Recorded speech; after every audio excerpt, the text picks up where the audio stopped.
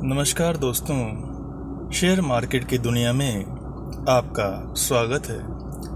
दोस्तों, आज हम बात करेंगे कि अगर आप मार्केट में नए निवेशक हैं, यानी कि आपको मार्केट में 5 साल से कम का अनुभव है, ऐसी स्थिति में आपको क्या क्या नहीं करना चाहिए।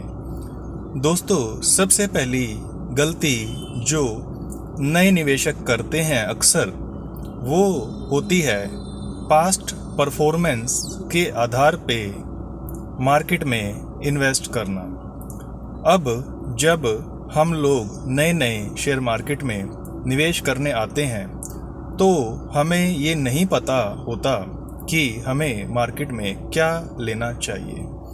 तो हम लोग दोस्तों गूगल पे सर्च करते हैं।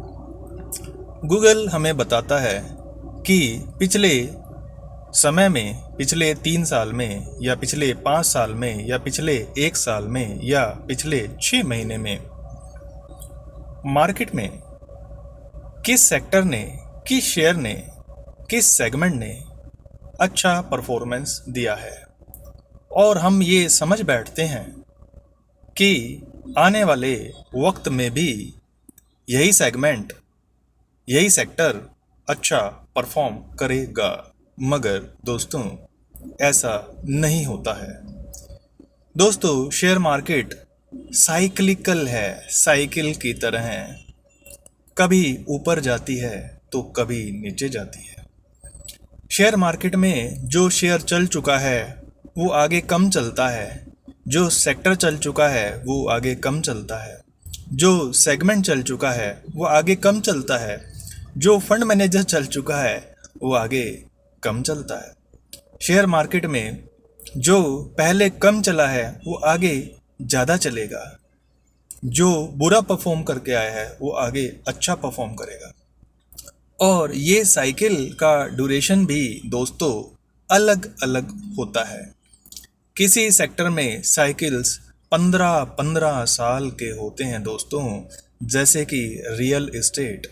लेकिन कुछ सेक्टर्स में साइकिल बहुत छोटे होते हैं दोस्तों, जैसे कि FMCG यानी फास्ट मूविंग कंज्यूमर गुड्स, यानी जो आप रोज़ रोज़ कुछ ना कुछ चिप्स, बिस्कुट एंड ब्रेड खाते रहते हो दोस्तों।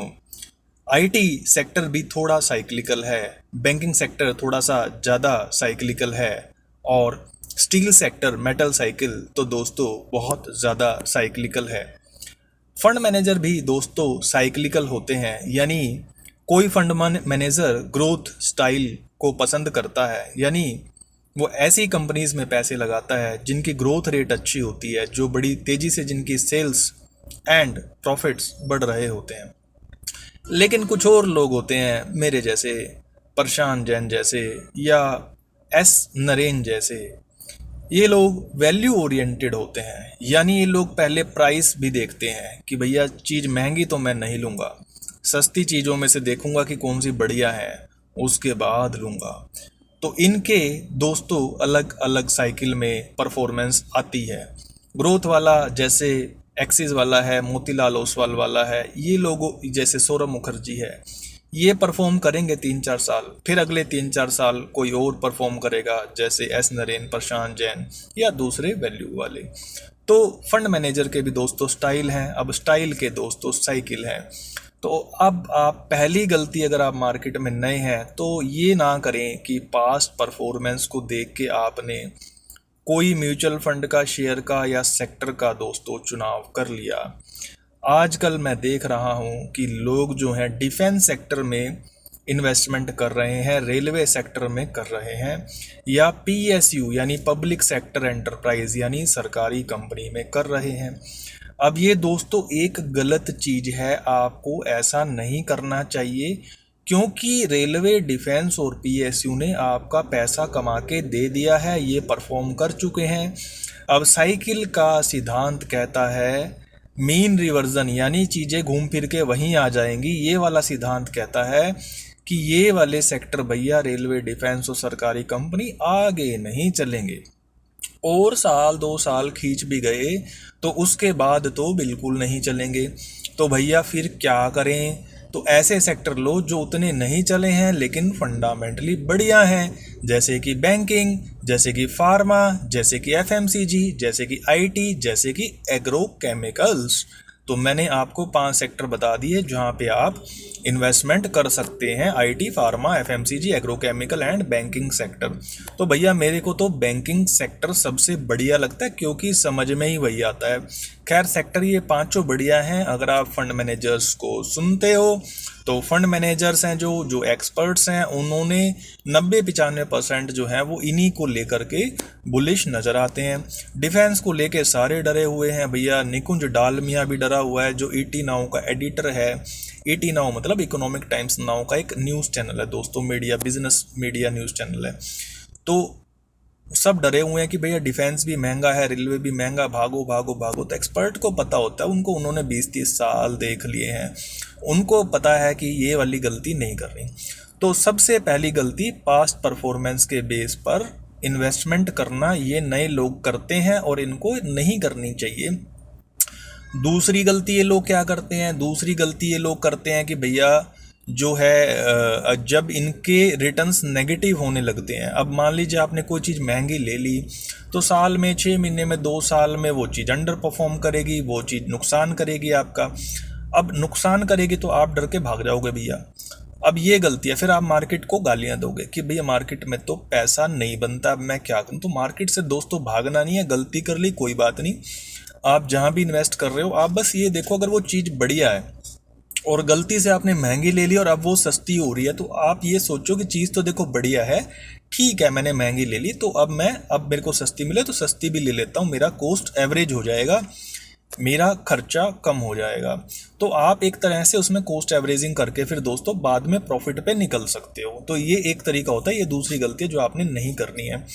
तो भैया और फिर करना क्या है, ये इंपॉर्टेंट है। गलतियां तो हमने सीख ली, पास्ट परफॉर्मेंस के बेस पे इन्वेस्ट मत करो, और जब मार्केट गिरने लगे, आपका फंड जब गिरने लगे तो उसे बेच के मत भागो, ये गलती होती है।